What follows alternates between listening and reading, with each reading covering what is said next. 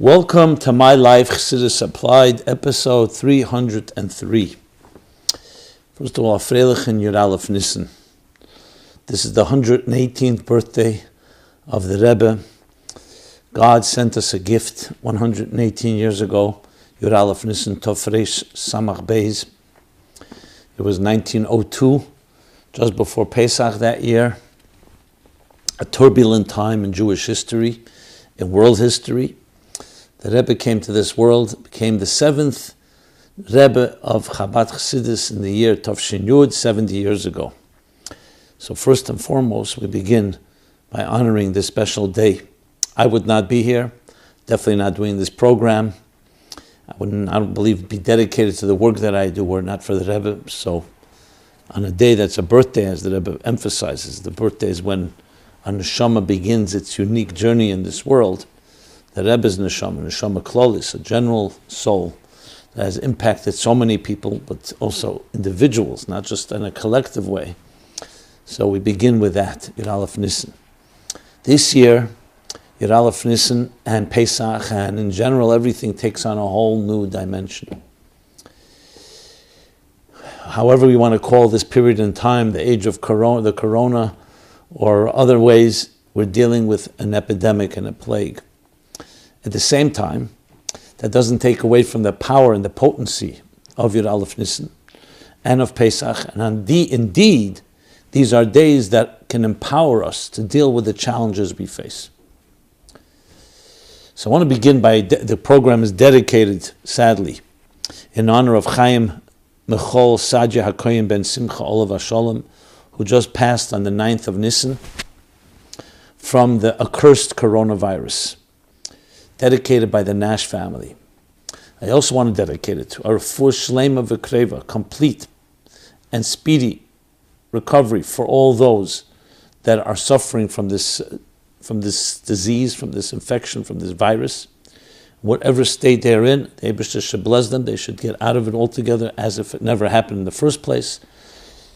Kol Cheli Yisrael, all those that are ill should be healed completely. All those that are ill anywhere in the world, because this is impacting not just a segment, but the entire world, and every sector of it has been disrupted. And the rest of us should all be blessed to preventive medicine, that we shouldn't need to deal with it in the first place. And God should finally take this, eradicate this virus. And we should only come out stronger and greater and more powerful for it. Meanwhile, obviously, we need to listen closely to what doctors say, health authorities say. They say stay home. So for the first time in history, the Jewish people are told they must stay home for Pesach. They cannot congregate in large groups. How many different plans were upended? Pesach programs, groups darim, synagogue experience. It's completely new. So when we say Manishtan Halayla Hazeh, how is this night different than all nights? What makes this night different than all nights? This coming Wednesday night, I would say in the year 2020, Tafshin Pei 5780, takes on a whole new meaning. And yet, it's not meant to frighten us, it's meant to use Pesach, and before that Yud Alef Nissan. I will also be speaking about Yud Gimmel Nissan, the yahrzeit of the Tzemech Tzedek, as tools, as blessings, as resources that God gives us. Magdim refuah maka. He prepares a healing before the cure. The cure before the illness. And gives us also the psychological and spiritual and emotional wherewithal that we need in a time like this. Because it's not just the virus itself, it's also how it impacts us. And there, as I've been emphasizing time and again, and we've been doing many special programs in the last few weeks, that you don't control what's going on around you, but you control completely what's going on within you. And our attitude has to be one of a positivity and hope, and knowing we will get through this. It doesn't minimize and take away from the pain and the care that we need to be taken. At the same time, we have complete faith and betachan and trust, as we did in Mitzrayim 3,332 years ago. That b'chol der v'der, as we will say in the V'hisha Amda, on Wednesday night and Thursday night outside of Eretz Yisrael, that the faith and the promise has withstood all, that b'chol dever in every generation, eimdim aleinu l'chalesenu, they rose against us to annihilate us, and that can be whether it's the meaning of physical beings or nations, or it could be an epidemic. And God saves us and protects us and preserves us from their hands, which again can mean anything. So Yetzias Mitzrayim, the idea of leaving Mitzrayim, as we're told, b'chol der v'der in every generation, and the Alter Rebbe adds, b'chol yom v'yom, every day, we have to envision ourselves, kilu, chai v'adam liris asmi, kilu hu yotzim Mitzrayim. He has to envision himself, a person, he or she has to envision himself as if he just left Mitzrayim right now. So Chassidus explains, what does that mean? It means Mitzarim v'gvulim. Mitzrayim comes from the word constraints, boundaries, limitations, inhibitions, fears, concerns. You fill in the blanks for this year 2020. It's a whole new Mitzrayim we're facing. And we have to envision as if we're going out of it. So these days, as we prepare for Pesach, are all meant to help us, empower us in that way. And the Pesach Seder specifically will take on a whole new meaning this year. The plagues, the quarantining which happened in the night of Pesach, the first year, over 3,300 years ago, 3,332 years ago to be exact. Va'atem, as there was a plague, an epidemic, taking all the firstborn of the Egyptians outside. Va'atem, and you, the Jewish people, do not leave this home until the morning. And the Gemara in Baba Kama 60b, where it elaborates on the behavior we have to have in a time of an epidemic, says not only by night, also by day. And even if there's no dread in your home, also then, do not go out. So there's precedent. And the end of the story is always going to be greater than ever. But right now we have to be cognizant and aware and sensitive to the situation on the ground, as well as that hope. I'm actually just finished creating, it should be announced very shortly, a special new program for this year Pesach in the age of Corona. It's called a 15-step soulful and musical journey of healing, growth, and transformation through the Seder. It's with the melodies of Pesach will coming out, 15 steps, each of the steps, and how we can address it and apply it to the challenges of our time. I'm very humbled having done that, and I really believe it will be a tremendous asset and resource. So stay tuned. You'll hear more about it as we unpack it and release it probably within the next day. Mirza Hashem. So going back to Yud Alef Nissan, the birthday of the Rebbe. So I want to speak about that, of course, and we have to take into account the issues that are going on now, because as we were always taught by the Rebbe, and by Chassidus in general, and Torah in all of Torah, Meloshen Hira, Torah comes from directive, everything has to apply to our situation. This is what's on our minds now, unfortunately. Who would have thought? But that's what's on our minds and our hearts. The protection of the health of our families, health of our loved ones, health of everybody. And yet, as I said, we're empowered. We have the tools. We have everything we need, all the strengths we need. And we glean them, we draw them out of these special days. So we have Yud Alef Nissan today, and tonight. Conclusion of Yud Alef Nissan, the Rebbe's birthday. In 2 days from now, Yud Gimmel Nissan is the Yortzeit, the Stalkus of the Tzemech Tzedek. Then comes the next night is Erev Pesach and Pesach. So we're going to focus on that in the context of events that are happening today. I have many questions that have come in, and which I continue to appreciate more than ever. Appreciate your kind words of encouragement and feeling the comfort and strength that hopefully I can provide through these programs. And I appreciate that feedback more than you can imagine. Because in times like this, we have to rise to the occasion and we need to strengthen each other. And to be honest, by strengthening you, I get strength in return. And the stronger we are, the better we heal and the better we face these challenges and rise and transcend them and grow from them. So, let's start, well, we already started, but let me begin with Yud Alef Nissan, since it's tonight. And there's a few, and also integrate it with your questions. As you see, the format may be a little different because of the circumstances, but still trying to address questions. This is a relationship, a socially distant and physically distant as they ask us to be, we need to be in direct proportion, spiritually closer than ever. And through learning Torah and Chassidus and applying Chassidus, that makes us close. Because we may not be in the physical room together, but we're soulfully and heartfully connected. Especially when we now celebrate and we honor and we draw from the Rebbe's birthday and from the other events of this week, including Pesach, to strengthen and bolster our immune systems, spiritually, emotionally, and psychologically. So, the other day somebody asked me, and people ask all the time, and it's part of the questions, many questions, is this all a prelude to Mashiach? And I have to tell you, let me tell you my initial reaction when I hear the question. Just speaking openly, bluntly, as I've always done, even in a way, candidly. Everything is a hachana, preparation to Mashiach.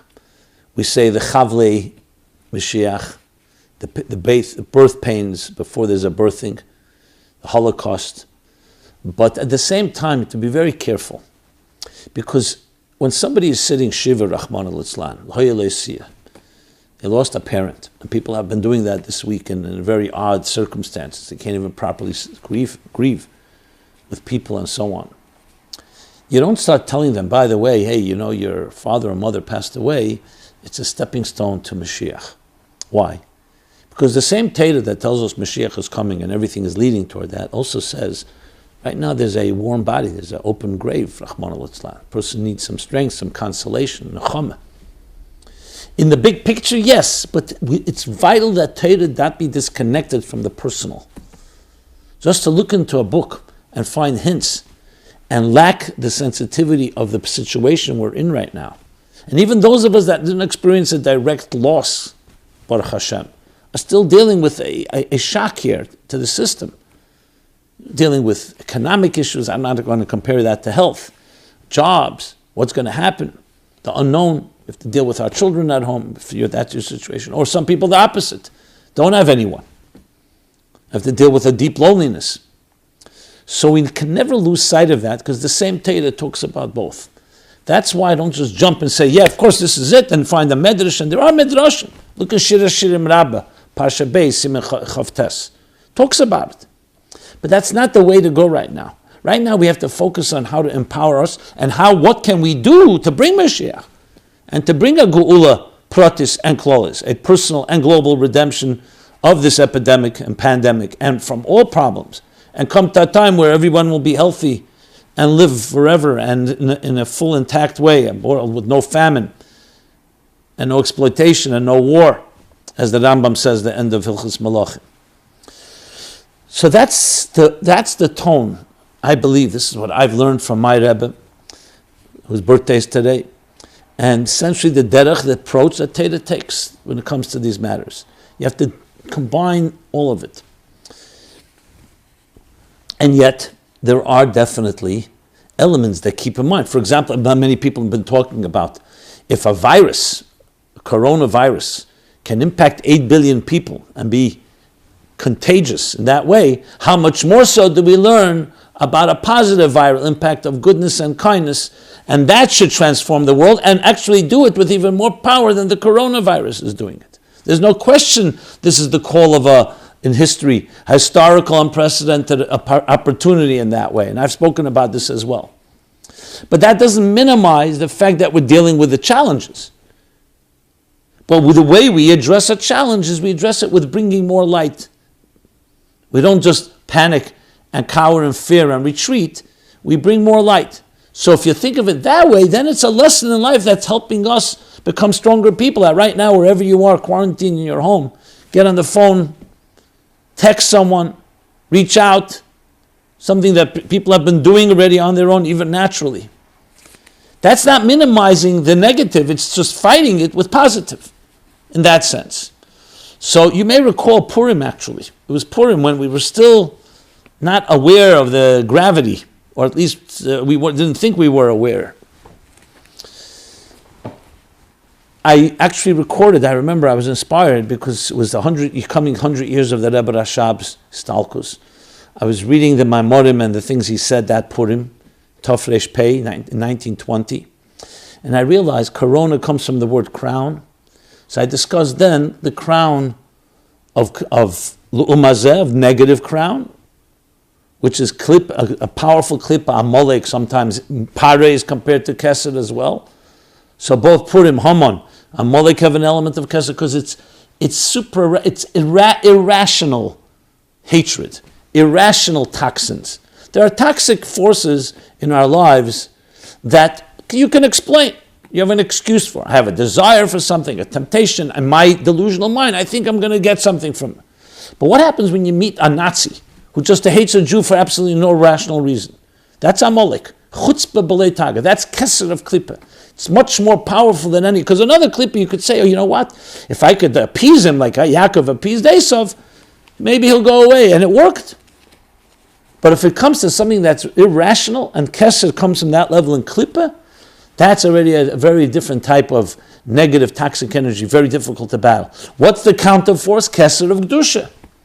An absolute super-rational commitment, not based on logic, based on super-rational, not irrational, but super-rational, it's beyond, that you're absolutely driven, unwavering commitment to goodness and kindness. That's the only way you can counter such powerful hatred or such powerful toxins. So I spoke about the corona. You could have corona as kesser of klippa, whether it's physical virus, but it all originates from spiritual viruses. At the same time, you can counter that with a corona, a crown of kedusha, of holiness. So I was thinking about this, and this is just some thoughts I'm sharing. At the same time, being sensitive. I'm not looking for a hint and some way of avoiding the realities on the ground of the challenges we're facing. Yud Alef Nissan is Yud Aleph, is 11. The Rebbe speaks a number of places based on Chassidus that 10 is a complete number, the 10 spheres. Kesser is an 11th level. That's when you don't count kesser in the 10 spheres. It's kesser, it's beyond, and it's considered Yud Aleph. There's the kisrin de masavusa. There's the 11 crowns of toxic crowns. Misavusa is klippa, of negative energy. But there's also the positive of kesser of Kedusha, of course. Kesser of Atzilus, kesser of Ak, of the whole Sheder Shtalshlus is kesser, which consists of Arich and Atik. That's beyond the structure. So you could have lower than the kesser, that is, so to speak, the negative form of it and the positive form of it. We know that the Rebbe, Der Ashvi, was also associated with Malchus, Kesser Malchus. So the tikkun of any corona, negative corona, is a holy corona. Now, this does not mean that by celebrating Yud Alef Nissan, you can ignore what health professionals are telling us is to quarantine and stay home, and we're dealing with real sakonis, nefoshes, mamish, that has impacted many people's lives who are no longer here with us. But yet, at the same time, what we do is we learn lessons.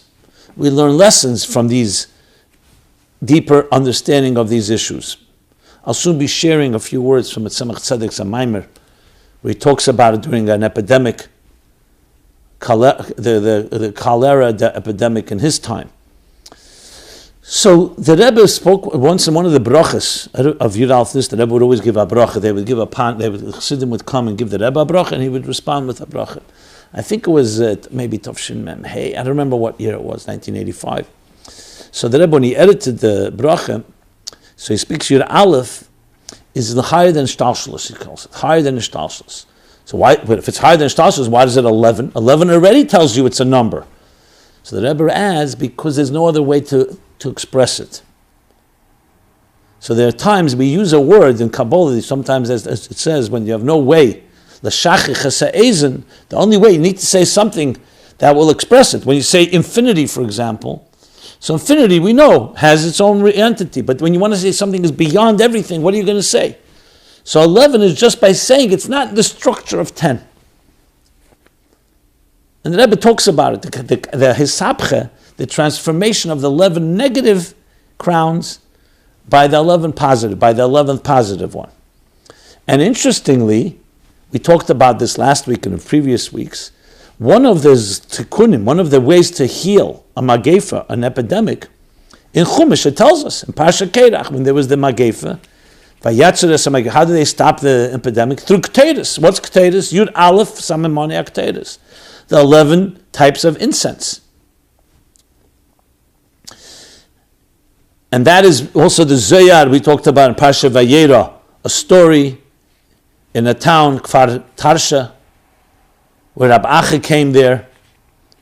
Zoyar of Parsha Vayera 101a, Kuf Aleph Aleph. And he came there and they tell him there's an epidemic that's getting worse and worse. And he said, there's a whole details there that they should read and learn the Parsha of Ketedus, clearly based on the Parsha in Kerach.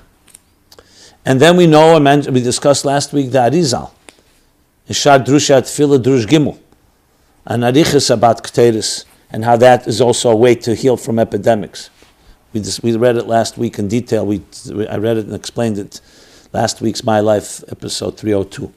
And then there's the Alter Rebbe's Gula that's printed in Meir Sha'arim and in Eira Teira Inyanim, which we also discussed, to learn the Parsha of Ketedus. What's Ketedus? Yud Aleph. So Chassidus explains, and I'll just give a few sources. One, Nateres Reish, Shah Yom Kippurim. So Yom Kippur, of course, the Aveda is mainly with Ketedus. The Kohen Gadol brings incense. So the end, Perek Ches, of the end of the chapter, end of section, Shah Yom Kippur, fascinating section on Ketedus, and talks about the 11th. That is, 11th is the Makif, Levena, and how it has the power to heal. Food, Karbonis, is Lachmi Liishay, is like a lechem, is like food. Food is necessary to keep a person healthy. But if there's a disease or a virus or an epidemic, when you need more strength, you need the incense. The very strong incense, which could also it's rooted in negative energy. But when it's directed and harnessed properly in the Ketedus, the incense in the Beis HaMikdash, and today when we say Pita Makteb, when we say Ketedus, so when you say it, it's as if we're doing it, Kol ha'esek b'Teira Seila, so when you daven, so Tfilis is considered to be Nivs Vasai. We say it in words, it's like we're doing it, we're accomplishing. So Ketedus, it creates that additional, it calls it literally like medication. That food is not enough. Food is not enough to heal somebody. Food enough to sustain health. But to heal, you need deeper resources, and that's the 11th Ketedus. Another Maamar in Teres Chaim, right in the beginning, on the pasuk V'anochesh haya arum, Perek Vov, he brings the Zoyar.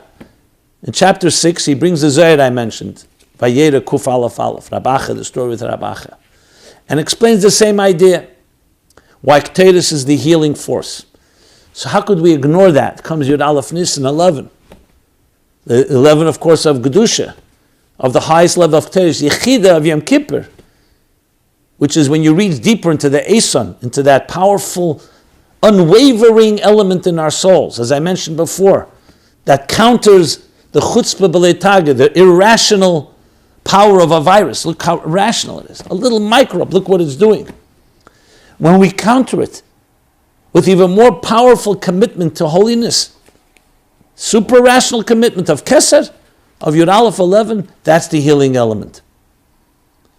The Eibishter wants, however, that it be bislapshus b'derech hateva. That's why we have to follow the guidelines. You can't just go to the ruchnius of it.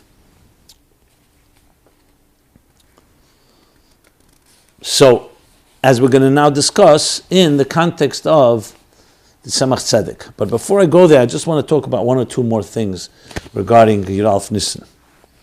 What is the significance of reading the nasi to read about what gifts were brought to the Holy Temple? We now also are reading the Nasiim. Every day the Nasi, the leader of the tribe, that brought the offerings to dedicate the altar, the new Mishkan that was erected and established, Rosh Chodesh Nissan. So from Rosh Chodesh Nissan till the 12th of Nissan, and then the 13th we read Shevet Levi. We read from Parshas Nasi every day. So what's the significance? I'll refer you to a sikha I just taught a few weeks ago. Also increasing Torah, maybe refuah le'elam, bringing healing to the world, where I explained the sikha in Chelik Yud Aleph, in Parshas Kisisa, I'm sorry. Let me correct myself. I learned the sikha in Parshas Kisisa, but there's a Parsha Vayakal, I'm sorry. Then, last week, I also taught a Sikha, Vayikra Tov Shemem Zayin. The Rebbe Mamish answers this question, connects it to the Nasi, is connected to the whole month of Nissan, hinting, of course, to Yud Alef Nissan as well, and Beis Nissan. So check out the Sikha. If you go to chassidusapply.com and go to the Farbringen section, you'll see the talk I did. The whole Sikha I taught, Vayikra Tov Shemem Zayin, answers this question. And I don't want to go over it again, because it's all there in full-length version.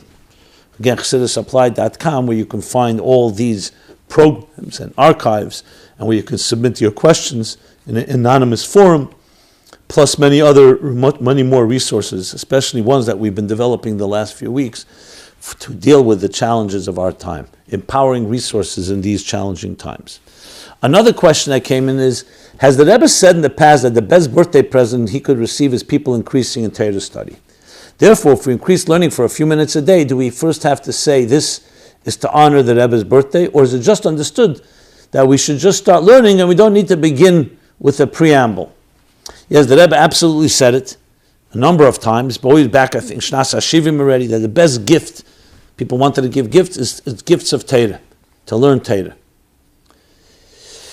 Whether you have to say that that's a gift to the Rebbe, that's up to you. Why not? I don't see a reason why not. Why not? When you give somebody a gift, it's good. It's a mitzvah to be mediyim, to let him know. Why does it have to be anonymously? So there's nothing wrong with saying I'm honoring Yud Alef Nissan by learning more, by committing to learn more, especially now, maybe the full elam, as we quoted also the Sikha of Yud Alef Nissan, Tov Shemem Beis, when the Rebbe turned 80, spoke literally about bringing healing through Torah. We discussed that also a few weeks ago. Also, Zez Chanukah Tov Shemem Vav. So the increasing Torah, the Yud Alef Nissan, has even more significance in our time when we need so much healing. Okay.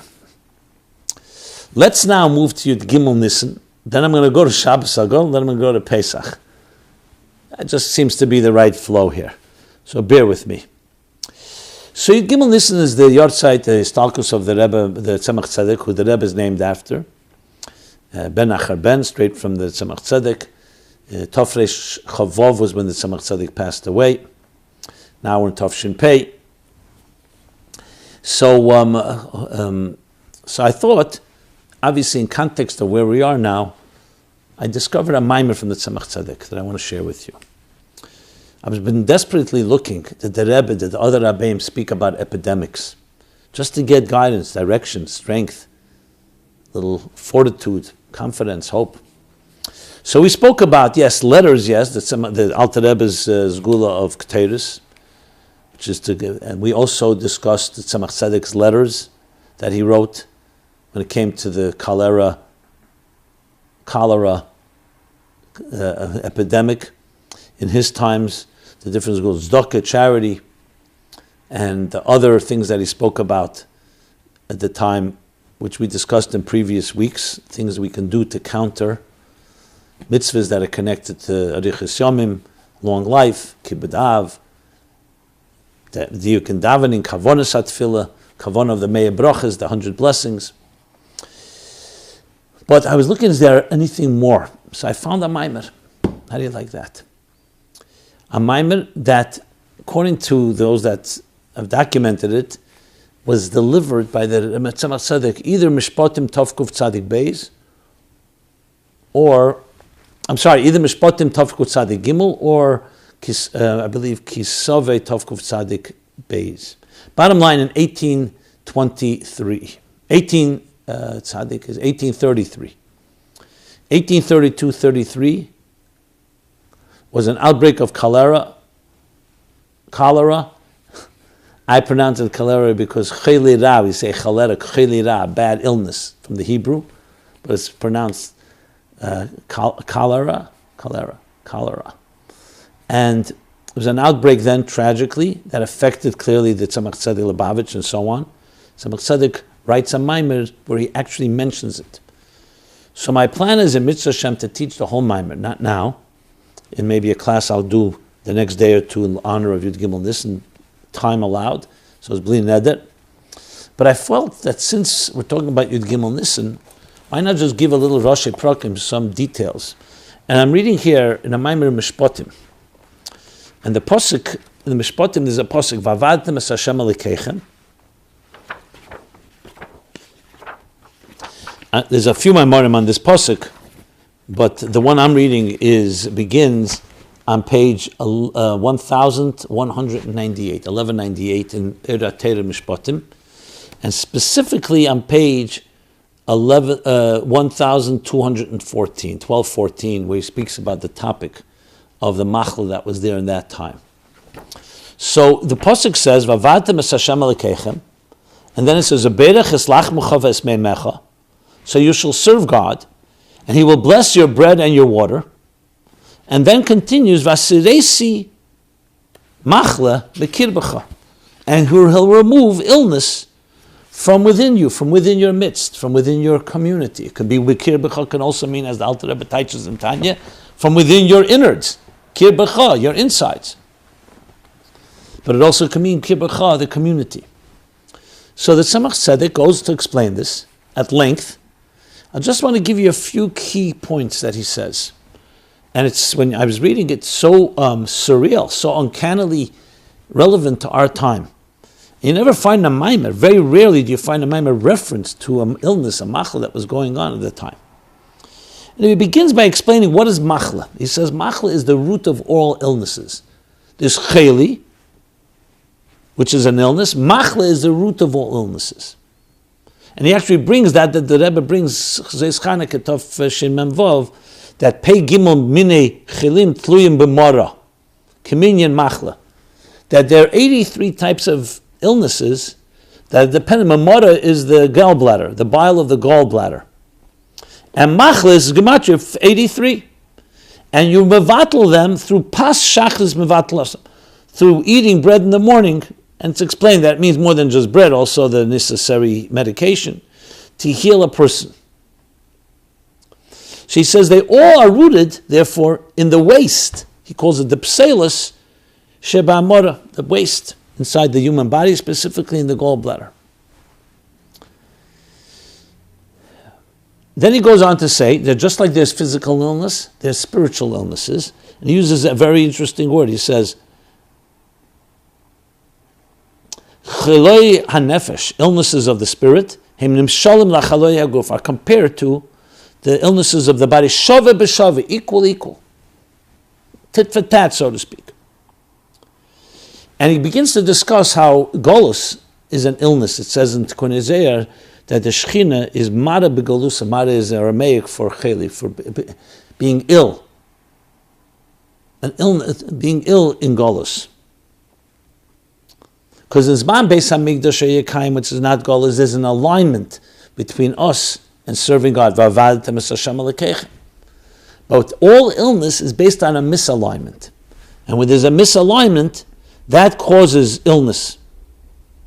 What does it mean in Aveda, he explains? The Aveda of someone pursuing their own desires, their own pleasures, and not following what God wants. And the root of all this, Machla, remember, is the root of all illnesses is the Nefesh Habamis. And he explains it like the Tzaras. What's the Tzaras? It says, Giru de Nuhuri Elah. According to Kabbalah, Chassidus explains, a Tzaras, when it turns white, God forbid, on the skin, is because this blood has been sucked out of it. That means the blood is not flowing. Something is closed. He says that's also in Ruchnius, in spiritual, the same idea.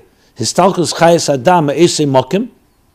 In Ruchnius, it's something blocking the flow of the divine to come. So there's only a rotze and not a shuv.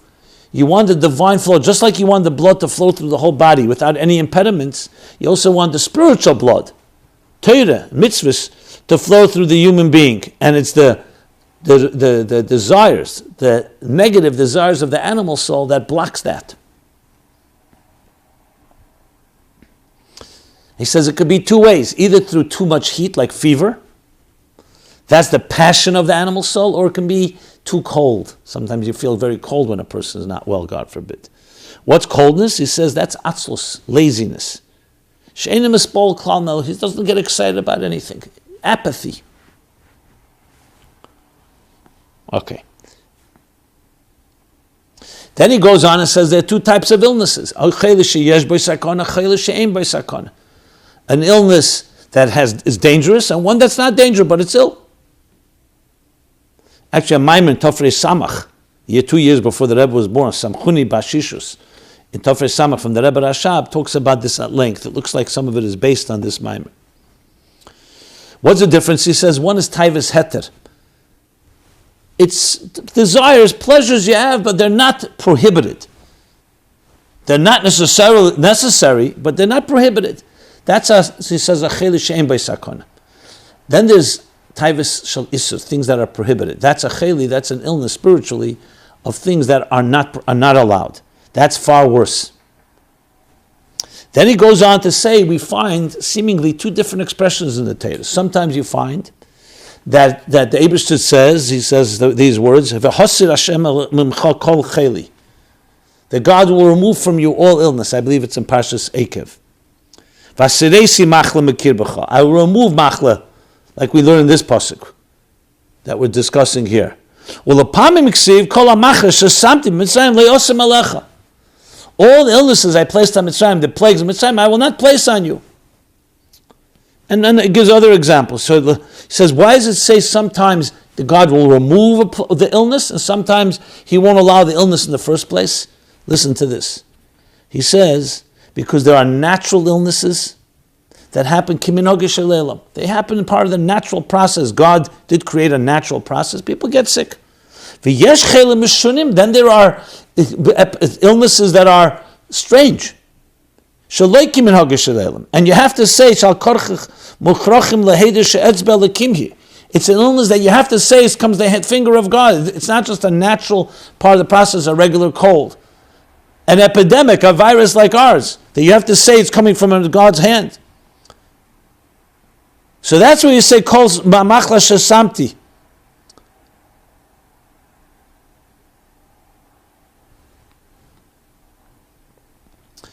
That when it comes to that type of something from the hand of God, there you don't want just God should heal. When it comes to a natural thing, you're saying that God heals it. Because it's b'derech hateva, and then you're asking God to come and say,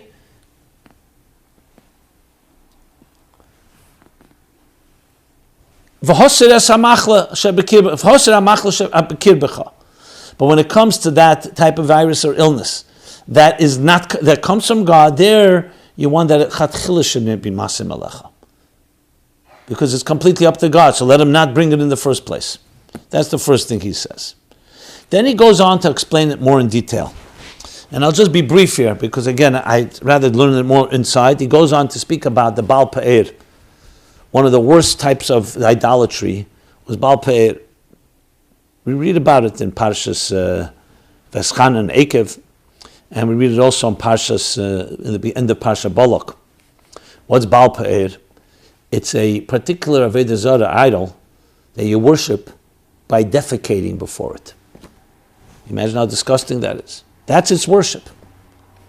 So the Jew may think it's disgusting, but it's actually the way you worship it. So he goes on to explain that this idea of shilshul, of a diarrhea, of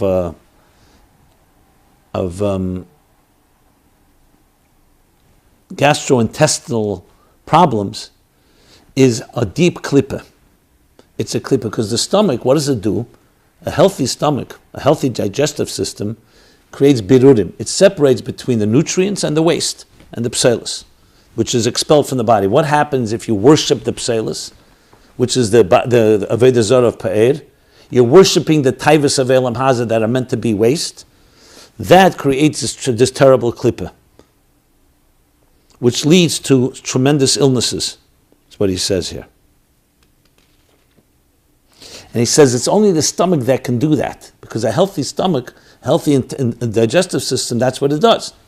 For example, he gives an example that if you took bread and you just burned it in a fire, you're not going to get rid of the waste. It's only the stomach that does it. And on the other hand, the food has the waste. For example, if you put, God forbid, a stone in somebody, there's no waste in it. So the stomach will not achieve anything. It'll just expel the stone without anything. So what's happening here, that this world is a mixture of good and waste, And our job is to separate. If you don't separate and you worship the waste, that creates problems. He explains at length where the root of all of that is. Then he goes on to speak that in those days, they knew of this problem, of these pleasures of the world, and yet they chose to worship the pleasures of this world, which relatively speaking is like waste compared to the holiness.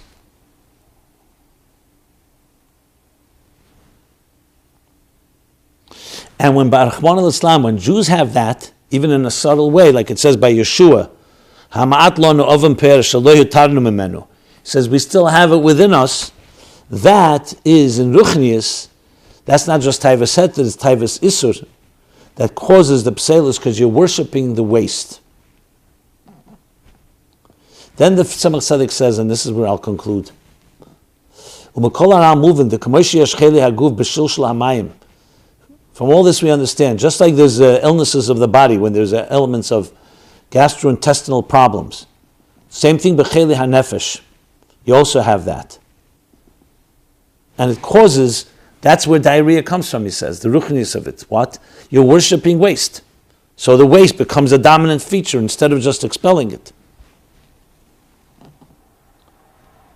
So he says, "Hine kamosh anuroyim bein cheli haguf b'machla hashilshul sheme'elim loy nishma bo sakona b'medina selu." We never saw sakona, danger from shilshul, from diarrhea. We never saw it in our medinas, in our countries. V'zeu cheli kiminhoge shelelam. When it happens, it's kiminhoge shelelam. That's the things that we said that are more b'teva. From eating too much indulging, or from things that cause dvarim mishalshlim, like the Gemara says that by eating beets and drinking beer, the Gemara in Samach Dalet in Sanhedrin, Daf Samach Dalet, 64.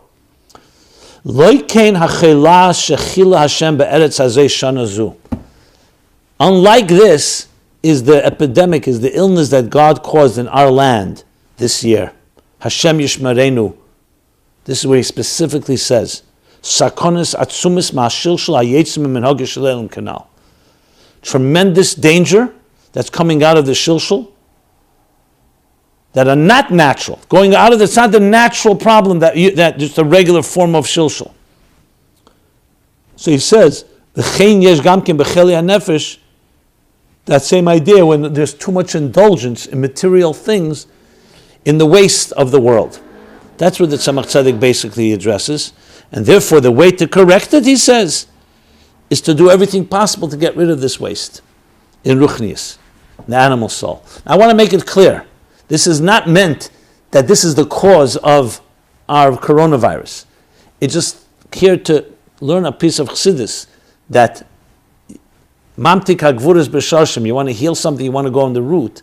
By learning about it, hopefully that can also help mitigate and hopefully alleviate and eradicate this virus we're dealing with now. More to come on this topic. I think I did enough, but this is an important thing. Yud Gimmel Nissan. I see I used more time than I wanted, but I thought it was important. So I'll tell you what I'm going to do now. We're going to move on into Pesach. I got a lot of questions about Pesach, especially regarding the coronavirus. I'm going to address some of them. And I'm going to have a special program next week. Usually Chol Hamoed, we don't do a program, but because of the crisis, we'll do an extra program next Sunday night, which will be Chol Hamoed. As I said, I usually don't do it. And I'll address questions that I can't cover now, or more questions that are coming in, and it's really coming in more than I can handle, meaning more than I can handle in one program. So please bear with me. I hope to address everything. So I'm just going to focus on a few key things, and whatever I don't cover here, as I said, I'll cover next week or the coming weeks. Hopefully it'll all be gone by then. Maybe we won't have to address any of this. We'll have the Geula with us.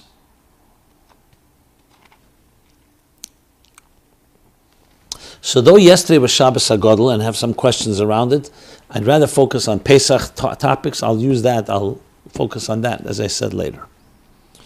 So how is this night different?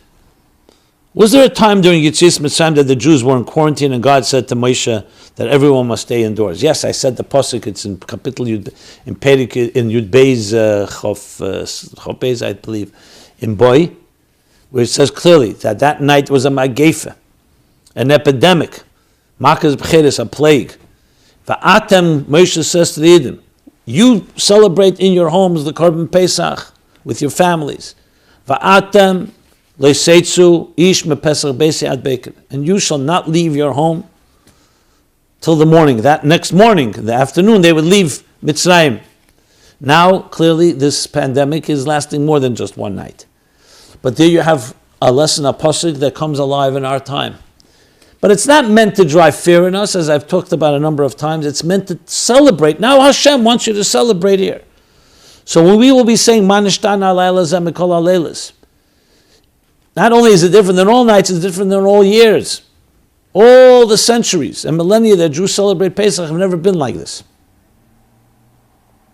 because of this contagious virus. So there are many lessons to be learned from it, and I'm going to talk about a few. One question that came in, an anonymous question: can Rabbi Simon speak on this immediately? It's making it hard to function. How can I handle the guilt of making Pesach when I could be helping Klal Yisrael by saying Tehillim, helping the Jewish community by saying Psalms? Now, everything I used to do is weighed against the guilt of knowing that they're awesome and holy people in desperate trouble. Yet I'm making Pesach. The issue is deeper than guilt. If we're a klal, which means a community, a whole, one person's simcha is a simcha for all. One person's joy is a joy for all. And to our dismay and horror, one person's tsar, one person's pain, shatters the world. I depend on my inner sanctuary and trust in Hashem and God. My avodah is all I have. My work, my efforts are all I have. My work serving God. Isn't my heartfelt davening enough to change Hashem's decision? Okay. First of all, let's get guilt out of this picture here. Guilt is not a Jewish concept, even though the Jewish guilt, we know the stereotypes. Either it motivates you to do something better, and then the Alter Rebbe says in Tanya, then it's coming from a good place. But if it demoralizes you and just causes you to feel frustrated and feel bitter and feel broken and paralyzed, then it's coming from that itself is the Nefesh HaBamis. That itself is a klippa. So let's make that clear. Let's not get guilt. We have a Torah that tells us what to do. The Torah is telling us this week and last week to prepare for Pesach. Pesach is coming, no matter what. At the same time, it's telling us Pekuach Nefesh Decha Kol HaTorah Kula. Saving a life, even a suffix, pushes the whole Torah aside. We'll talk about that more shortly. It also tells us V'haftarecha kamecha, love another and do everything possible to help another. That means that Torah wants us to do both. Now, if it comes to a real Pekuach Nefesh situation right now, that of course trumps everything, except for the three things, the Yarag Val Yaver, which is not relevant right now. So Pekuach Nefesh, that's why Minyanim and Shuls and Aliyas, and for that matter, Pesach Zdorim, you could do Pesach, yes, individually. Someone is going to ask shortly, someone asked, okay, what's the minimum amount of people should be at a Pesach Seder? This is not a regular time. Pekuach Nefesh, you eat Chazar and Yom Kippur, God forbid, if a person is in danger. But if he's in danger, it's a mitzvah to do that. That's the Torah, v'chai b'hem, live by them, by the mitzvahs. The Eibishter doesn't want us to die by them. So we're in a different situation completely. The Eibishter wants us to be this way Pesach. So if it's a real immediate danger, obviously that overrides everything. If you can help someone, help them. So you have to balance the two things, taking care of preparing for Pesach as much as you can, and helping people. But to say I'm going to prepare for Pesach and just be guilty not helping, why don't you do both? And don't be guilty. That's my immediate answer. Is it hard? Do we have to juggle a lot? Yes. And we have families at home, some of us, and children. You know what? We work harder. It's a dangerous time. It's a crisis time. And you have to figure out how to balance your schedule. That's my quick, short answer to that. Then came a whole series of questions. Let me just go back to the Seder one since I'm talking about that. Unfortunately, some people won't be able to attend or make a proper Seder this year due to the virus. What is the bare minimum that someone can do home alone to be able making a Seder? The bare minimum is one person. If that's the situation, if doctors are saying stay alone, that's what you need to do. There's no bare minimum. As a matter of fact, as I said, Pekuach Nefesh would be Deicha Seder, even you to make the Seder. But there's no reason to do that. You can be at home and make a Seder. Not saying it's easy, it's challenging. So someone else asked, I keep hearing people talking about how this time is great time to spend with family. I don't really have any connection to my family, and I live across the world from them in an apartment with 2 other girls. Reconnecting to my family isn't an option right now, so what should I do? We are not victims.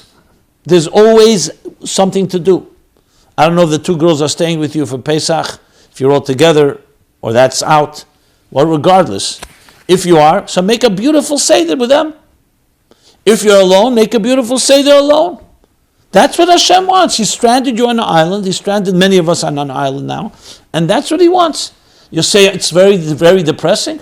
So prepare beforehand. I'll go online, follow the 15-step Pesach program that we're going to be launching very shortly. Follow other things and prepare yourself and sing to yourself. Find ways to stimulate yourself. Is it easy? No, I'm not suggesting it's easy. Of course it's easier with people around. But that's the reality. So each one of us in our reality, let's just realize that's what God wants you to be right now. And that alone is a simcha. That means you have the strength to be that way. We want this. No, we didn't want it. We didn't ask for it. Frankly, it's dangerous to so many people, but God is blessing you with life, and you can do Pesach, so do it.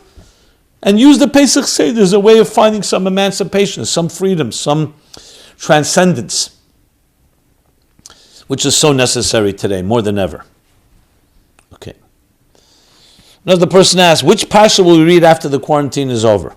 Being that shuls are closed and there have been no kriyas Torah on Shabbos, when coronavirus is over, may it be soon, will we begin reading whatever the current parsha is, or we have to first read all the parshas we missed and then continue into the current parshas? I didn't look this up. I don't want to paskin, so ask a Rav. But if I were to say an intelligent guess, would be no. We'll begin reading where we're up to. And now, that's the Eibishter wants us now not to be either Kriyas Torah for the reasons we're talking about. So read it yourself. Shnai Mikra V'Echad you can still be Mavid the Parsha and read it. And that will be, God will consider that like Kriyas Torah. Not exactly, but the Eibishter knows this is Einus Rachmana Patri. We're in a situation where we have no choice. And that's what's required, so that's what we do. So most likely, I would say 99% that we're going to continue reading where we're up to then. If Rabbanim have a different approach, as I said, I'm not pasking here, I'm just telling you what my understanding of the halachas are in that regard. Okay. Now, at home with the kids. Hello, Rabbi Jacobson. I want to say thank you for your podcast. I've been listening for 3 years now. I'm a father of 4 children, and the oldest is 5. My wife was sick in bed at home for 1 week. Baruch Hashem, she's better now. Thank God. While many people are talking about all the extra time that they have and all the extra classes, at that listening to, I feel like I could barely make it through the day entering 4 little children myself and taking care of them. I would like to share the following because it really helped me and may help others in the similar situation as myself. For me, everything changed when I told myself my goal is to make it through the day without getting upset at my kids or taking them out. Everything else is a bonus. If I need to interrupt in the middle of Shachris, nunu. If fall asleep before finishing Chitas, Rambam, nunu. I even discussed with the Rav what is the minimum I have to do to have a kosher for Pesach home. Simply because I know that this year my avodah, my work is to stay home with my kids. That's exactly the right attitude. Obviously, the more you can do, ask a Rav. Remember, Hashem sent this. We didn't ask for it. It's not our fault. So as a result, there are halachas how we have to deal with it. We have to keep Pesach. But the focus has to absolutely be Pekuach Nefesh first, protecting life. Secondly, the stability in the home. And as I said, it could all be balanced. We knew creative ways. We may have to be creative. But to start getting stuck on halacha and some detail, we're dealing with, again, Pekuach Nefesh, Akonos Nefashos situation. That's why we're home. We're not home because we have nothing else to do with ourselves. We'd rather not be this way. We'd rather just be like every regular year. But this is what's required. Okay.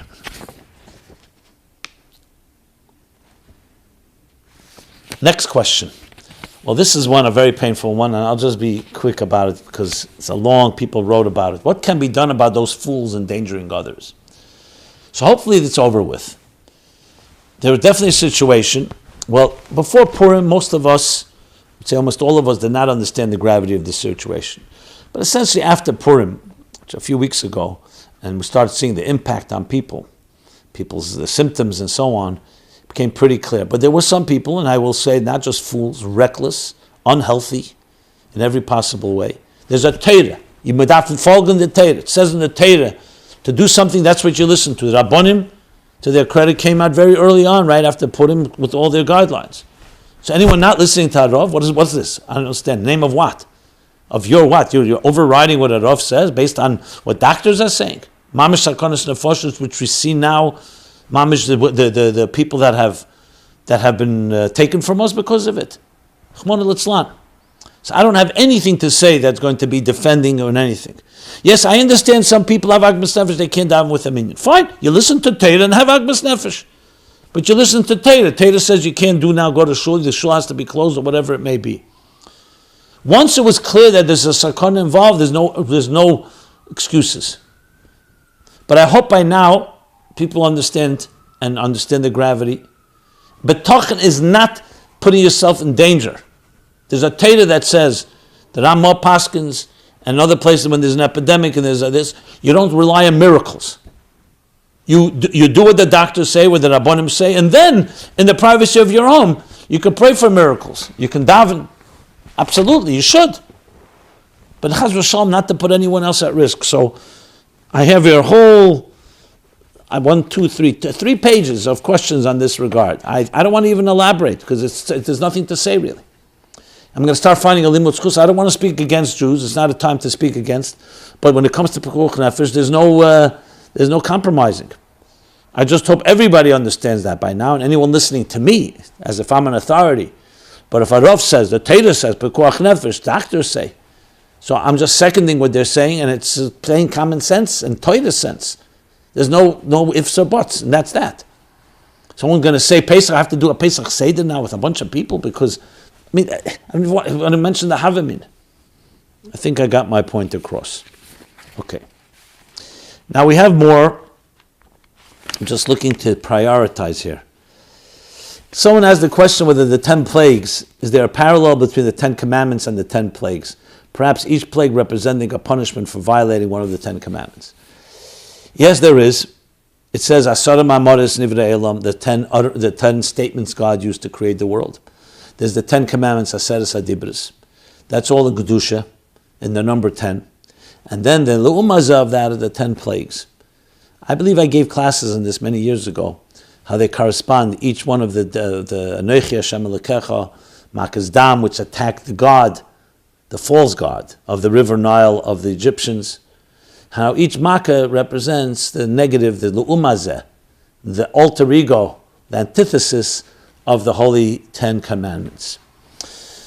Regarding our time today, yes, we have a plague out there, and I've been discussing, Kol man da'aseh rachmona is sharei kavoseh. Everything God made is forbidden, also made something on the positive side. As a matter of fact, everything negative evolves from the positive, and how you transform an illness is through the antibodies, building the immunity from the illness itself. From the tree, from the wood itself, it creates the axe that cuts down the tree, which is a concept of transforming something from within. One of the lessons of Shabbos HaGodel, that the reason why it was a Nes Godel Alter Rebbe Paskins was because when they heard, the Egyptians heard that the Jews are leaving Mitzrayim, and there's going to be a Makkah and so on, the Pcherim, the firstborn of Mitzrayim, mutineered against their own, against the Egyptians. So it was a transformation. One thing is Hashem striking them with a plague from above, from outside, but that they themselves should turn on themselves. That's the ultimate Isapcha transformation. That the illness itself turns on itself, and we find the healing within the illness, which is really the essence of all antibiotics and homeopathy, and actually the antibodies that a human body develops. The problem is when it takes time, and the virus meanwhile is attacking. So as a good healer, a doctor will tell you, I don't heal, God, Ani Hashem Refecha. God is the healer. I can facilitate the process because sometimes a disease, an infection, a virus can attack, and the immune system is not strong enough. So we need to facilitate either supplements or a vaccine or exercise or the right foods and so on. Or, unfortunately in our time, we don't have that yet, to do what it takes to at least contain it, to control it, and to heal from it. But the healing is a process because that's what happens. We build strength from the Kashayana Esam Ken Yirbe V'chen Yifritz. You can interpret that as they were oppressed. In direct proportion to that, they flourished and thrived. So the oppression, the illness, becomes the source for the healing. Okay. There were more questions, and I'll just take a few more here. Was locust and darkness two separate plagues, or was the darkness a result of billions of flying locusts blocking the sun? Very quick answer, absolutely two different plagues. Darkness, Makas Cheshach, was the 9th plague, locust was the 8th or the 7th plague, and the two different plagues. So, just in case you're wondering. What's the purpose during the Seder of saying, all who are hungry and needy, please come and eat? Yeah, like we say, Hey Lachma Anya. When we say it in our homes while we're already eating, and those who are hungry and needy are outside and can't hear our invitation. Well, first of all, in the good old days, where people didn't necessarily live in secluded homes, it was said at the beginning of the Seder, and it was actually an invitation. Today, it's also an invitation. Of course, it makes a lot more sense, not this year, because we can't invite guests, to invite guests beforehand. But when we open the Seder, we're emphasizing this point, that anyone out there that is in need would please come and join us. What I would ask the question is, how did we read that today, when we can't invite anyone? How's the meaning of that? So my answer to that would be, Beruchnius, you can invite everyone. And before Pesach, Kimche de Pischa, helping people find their Pesach needs, helping people send them packages, food, matzahs, wine, giving them a boost in their morale. This is all part of the spirit of Pesach, of welcoming others. We can't physically, because as I said, Pekuach Nefesh is a situation where Allah says you can't do it. So Hilach Ma'ayin takes on a new meaning. The meaning is, invite everybody. But invite them before Pesach and tell them, I wish you could be here. I wish we could all be here together. We can't physically, but don't forget we're spiritually together. So everything in the Seder can be interpreted to our times. Is it known who wrote the Haggadah we use today and when it was first published in the order that we say it today? We know that there are things in Gemara that began, the Haggadah is one of maybe the earliest texts, even earlier than some prayers. You have Rav Zevin in Hamoedim Ba'alocha has a very powerful section where he explains the origins of the Haggadah and how it evolved, as well as other Haggadahs have sometimes the history. Briefly, the Haggadah, the time when Eden were already in Mitzrayim, they began to say certain things that Torah says to say, to recite, and we recreate. But as it developed, Bazman Hashas, you already had certain parts of the Haggadah were there. The 4 questions, for example, they had a 5th question about the Tzli, because there was a Korban Pesach then.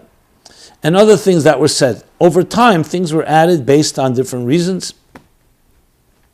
So you can look it up in these places to have more information and details. Let's see.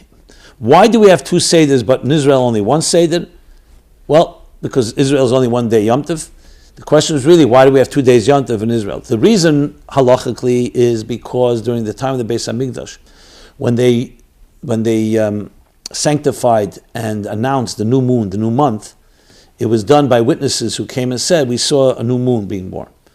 When Bezdin confirmed that and verified that, they would send messengers up on the mountains who, with flares and torches, would say, when is Rosh Chodesh? By the time, so these torches from one mountain to mountain in Israel, everybody could find out within a day. But places that people lived outside of Israel, it took time. It took a day at least for them to find out.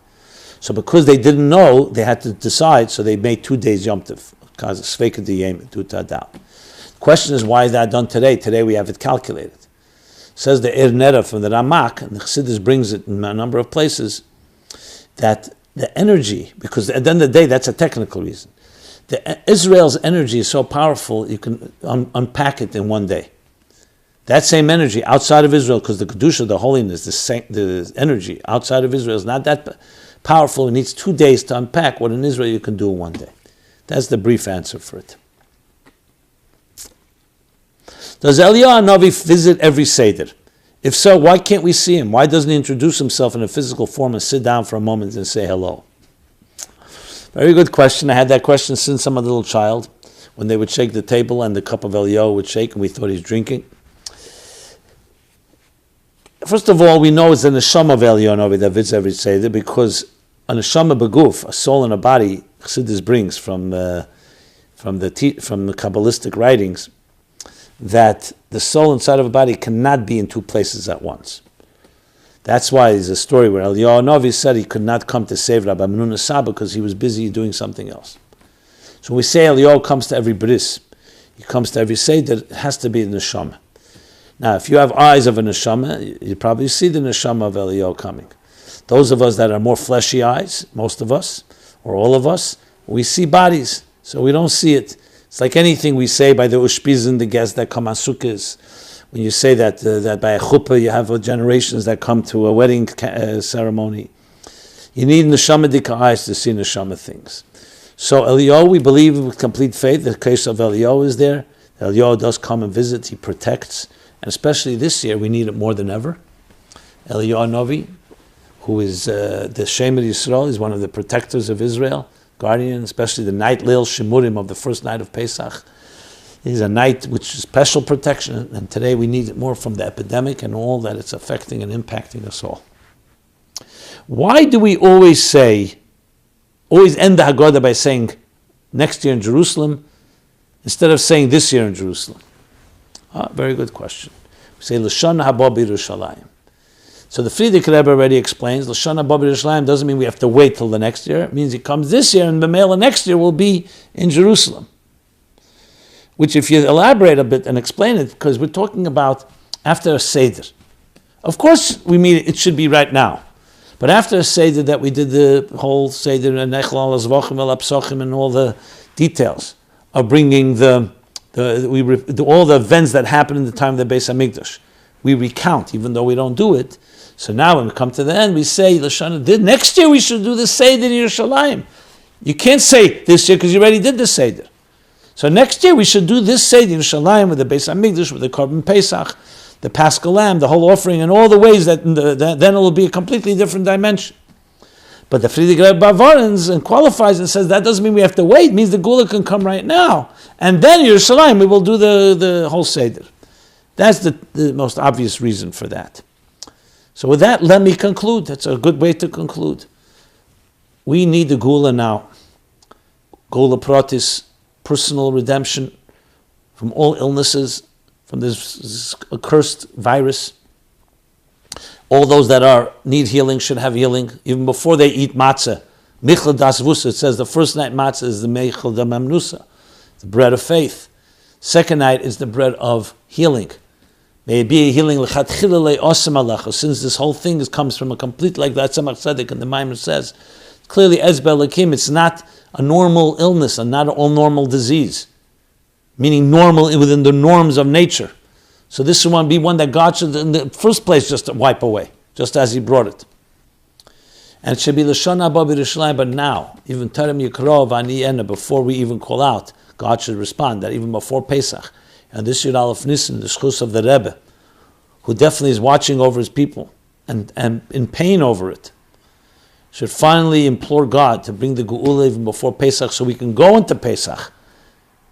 Yerushalayim Yer HaKedesh, the Beis Hamikdash HaShlishi with Mashiach, v'nechel sham min hapsochim and min hazvorochim, or min hazvochim and min hapsochim, depending on which the kviyas is. And the Beis Hamikdash HaShlishi with the Geula, and everyone completely healed and reunited with our loved ones. And we should only celebrate good things together. So a freilichen Yud Alef Nissan, a powerful Yud Alef Nissan, and Yud Gimmel Nissan, and then we go into Pesach.